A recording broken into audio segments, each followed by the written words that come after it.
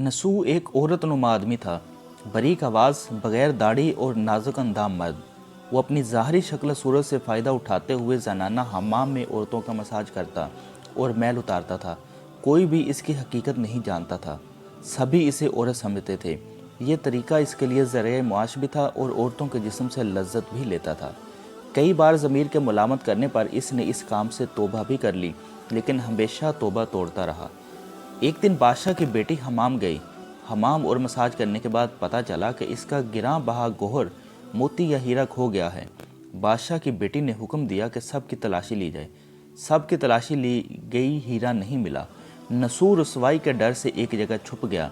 जब इसने देखा कि शहजादी की कनीज़ें इसे ढूंढ रही हैं तो सच्चे दिल से खुदा को पुकारा और खुदा की बारगाह में दिल से तौबा की और वादा किया कि आइंदा कभी भी ये काम नहीं करूँगा। मेरी लाज रख ले मेरे मौला। दुआ मांग ही रहा था कि अचानक बाहर से आवाज़ सुनाई दी कि नसू को छोड़ दो, हीरा मिल गया है। नसू नम आंखों से शहजादी से रुखसत लेकर घर आ गया। नसू ने कुदरत का करिश्मा देख लिया था और हमेशा हमेशा के लिए इस काम से तौबा कर ली।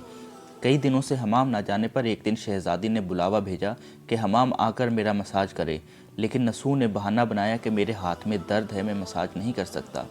नसू ने देखा कि इस शहर में इसका रहना इसलिए मुनासिब ही नहीं है।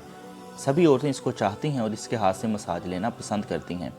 जितना भी गलत तरीके से माल कमाया था सब गरीबों में बांट दिया और शहर से निकलकर कई मील दूर एक पहाड़ी पर डेरा डालकर अल्लाह की इबादत में मशगूल हो गया। एक दिन इसकी नज़र एक भैंस पर पड़ी जो इसके करीब घास चर रही थी। इसने सोचा कि यह किसी चरवाहे से भागकर यहाँ आ गई है। जब तक इसका मालिक न आ जाए तब तक मैं इसकी देखभाल कर लेता हूँ, लिहाजा इसकी देखभाल करने लगा। कुछ दिन बाद एक तिजारती काफिला रास्ता भूलकर इधर आ गया जो सारे प्यास की शिद्दत से निढाल थे। उन्होंने नसू से पानी मांगा। नसू ने सबको भैंस का दूध पिलाया और सबको सैराब कर दिया। काफिले वालों ने नसू से शहर जाने का रास्ता पूछा।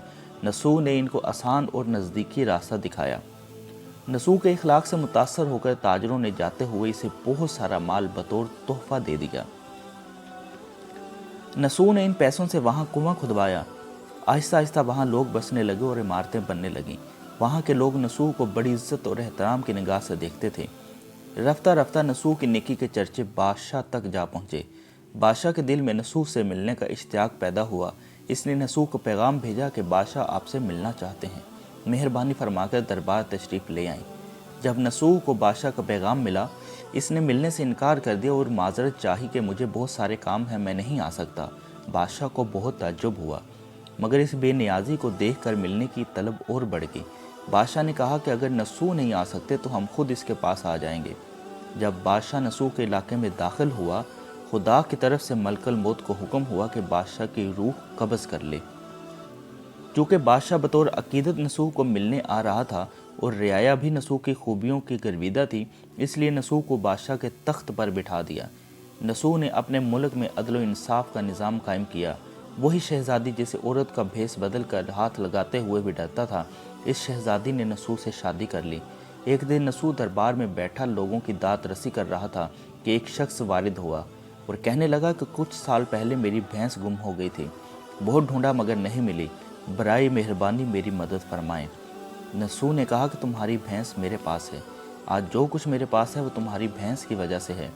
नसू ने हुक्म दिया कि इसके सारे माल और दौलत का आधा हिस्सा भैंस के मालिक को दे दिया जाए। वो शख्स खुदा के हुक्म से कहने लगा, ए नसू, जान लो, ना मैं इंसान हूँ और ना ही वो जानवर भैंस है, बल्कि हम दो फरिश्ते हैं, तुम्हारे इम्तिहान के लिए आए थे। ये सारा माल और दौलत तुम्हारे सच्चे दिल से तौबा करने का नतीजा है। ये सब कुछ तुम्हें मुबारक हो। वो दोनों फरिश्ते नज़रों से गायब हो गए। इसी वजह से सच्चे दिल से तौबा करने को तौबा नसूह कहते हैं। तारीख़ की कुतब में नसूह को बनी इसराइल के एक बड़े आबद की हैसियत से लिखा गया है। नसूह रिज़्क़ कमाने के लिए अल्लाह का नापसंदीदा काम किया करता था। जब वो काम अल्लाह के खौफ की वजह से छोड़ा तो अल्लाह ताला ने रिज़्क़ के असबाब पैदा किए और बादशाहत तक अता कर दी। हराम तरीके से लज्जत हासिल करना छोड़ा तो अल्लाह ने निकाह में शहज़ादी दे दी। अल्लाह ताला हम सब को तौबा करने और तादम मर्ग इस तौबा पर कायम रहने की तौफीक अता फरमाए। उम्मीद करता हूँ कि आपको ये वीडियो ज़रूर पसंद आई होगी और आप इसको अपने दोस्तों के साथ भी ज़रूर शेयर करेंगे। अल्लाह पाक मेरा اور آپ سب کا حامی و ناصر ہو۔ اللہ حافظ۔